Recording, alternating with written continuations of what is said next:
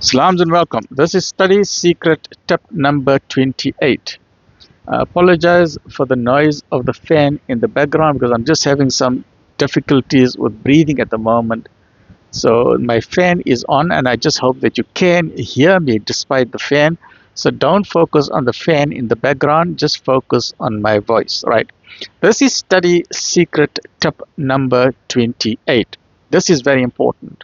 Look after your body and your mind. Please, people, this is very, very, very, very important, right?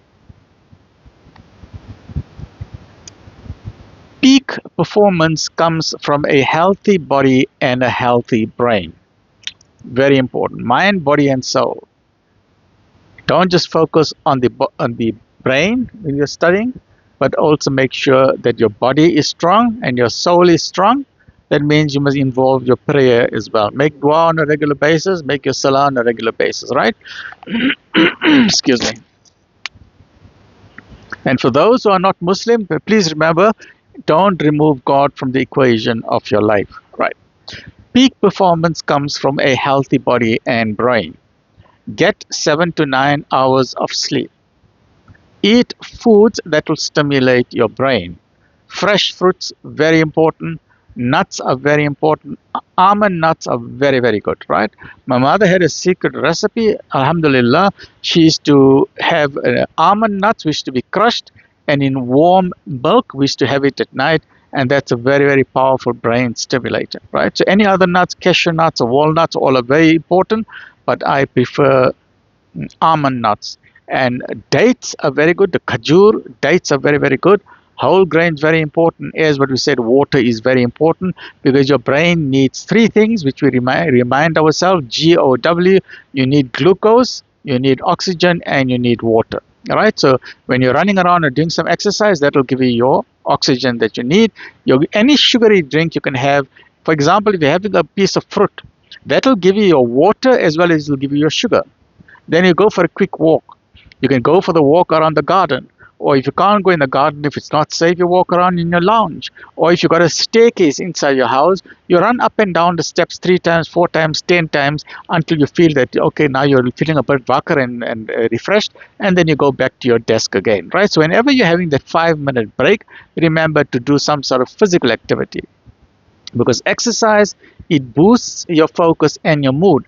Because when you exercise, the body releases dopamine, and dopamine is very good for putting the brain on high alert. It puts you in a good mood and it removes all your stress and it puts you in a good mood so you can remember better.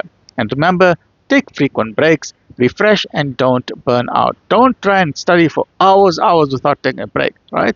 So you can do the two main techniques, 25 minutes with 5-minute break, but I prefer the 50-minute study with a 5-minute break, right? So within an hour's interval, you must study at least 50 to 55 minutes and then have a 5 to 10-minute break, right? And remember, very, very important, Mensa, avoid this, please, please, please, please, please. No all-nighters before the exams. They do more harm than good. Some people boast, hey, I didn't sleep the whole night. I was awake. I was studying. I took this tablets and I took that tablets. I was wakker. You know what the sad part is? They would have got more marks if they would have slept. They say, maybe they'll say, hey, I got 60%. I stayed awake the whole night. Well, if you would have slept, maybe you could have got 80%. Because staying awake that entire night, you are harming yourself. Your brain, be merciful to your brain. Be kind to your brain.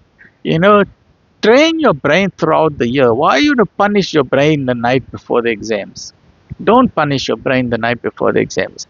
Be kind to your brain, be kind to your body, and be kind to your emotional state. The thing that you can do the night before the exams, pray to your creator, focus on your spirituality, summarize the main points, sleep nicely, and you wake up refreshed, right? Healthy mind gives you a healthy grades.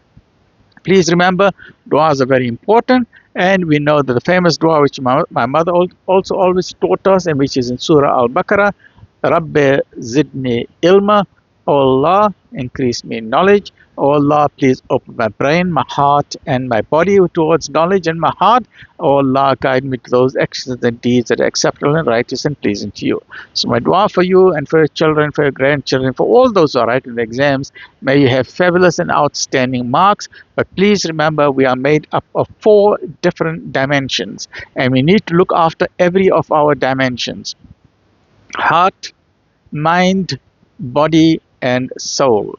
Your heart is your emotional center, your brain is your intellectual center, and your body, you've got to have a physical fitness body, and your nutrition that you eat, and then your soul.